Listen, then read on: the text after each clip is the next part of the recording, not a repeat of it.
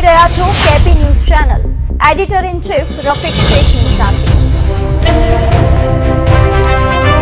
સુરતમાં કુખ્યાત સજ્જુ કોઠારીના ગેંગના આતંક અને ગેરકાયદેસર સામ્રાજ્ય પર પોલીસે જોરદાર પ્રહારો કર્યા છે। અઠવા પોલીસના ઉચ્ચ અધિકારીઓ સહિતના મોટા કાફલાએ આજે સરકારી જમીન પર કરવામાં આવેલા પાકા બાંધકામો અને દબાણો દૂર કરવાની મોટી કાર્યવાહી હાથ ધરી છે।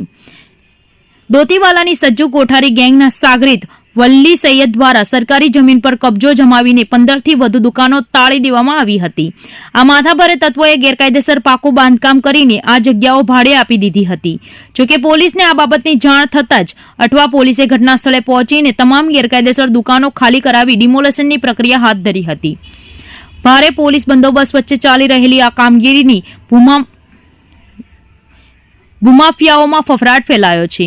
પોલીસે સ્પષ્ટ કર્યું છે કે સરકારી જમીન પર કોઈ પણ પ્રકારનું ગેરકાયદેસર દબાણ ચલાવી લેવામાં આવશે નહીં।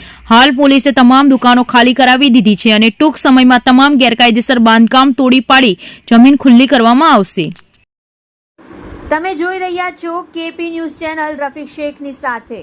गैंग की साथे जोड़ाયેલા વલી મહેમદ હસન સૈયદ નામ છે અને આ લગભગ 9 પાકા દુકાનો અને 30 કેબિનો આ સરકારી જમીન ઉપર દબાણ કરી આ કેબિનોના કન્સ્ટ્રક્શન કરી આ લોકોથી ભાડે વસૂલતા હતા ગયા કઈ વર્ષોથી। માહિતી મળતા જ આ લોકો વિરુદ્ધ કાર્યવાહી કરવામાં આવી રહ્યા છે અને એસએમસીના કાર્યક્રમ ડિમોલિશનની કાર્યવાહી હાથ ધરવામાં આવી છે। કેટલા વર્ષોથી દુકાનો બનાવી દેવામાં આવી હતી, કેટલું ભાડું વસૂલવામાં? ભાડા કેબિનોની 8,000 અને પાકા દુકાનોની 13,000 જેટલા ભાડા લગભગ 8 થી 13,000 સુધી આ વસૂલતા હતા અને કઈ વર્ષોથી ધીરે ધીરે આ કન્સ્ટ્રક્શન કરવામાં આવે છે।